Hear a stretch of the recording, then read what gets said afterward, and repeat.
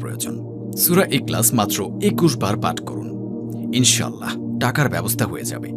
আপনার যত টাকার প্রয়োজন রয়েছে ইনশাআল্লাহ পেয়ে যাবেন। শুধুমাত্র আপনাদের হঠাৎ টাকার প্রয়োজন হবে তখন, অর্থাৎ আপনি যখন বুঝতে পারবেন আপনার টাকার প্রয়োজন, সে সময় শুধুমাত্র আমি যেভাবে বলবো সেভাবে সূরা ইখলাস ২১ বার পাঠ করবেন এবং সম্পূর্ণ বিশ্বাসের সাথে আমলটি করবেন। আমি এতটুকু বলে দিচ্ছি, আপনাদের আমল করতে দেরি হবে, আপনাদের প্রয়োজন মতো টাকার ব্যবস্থা হতে দেরি হবে না।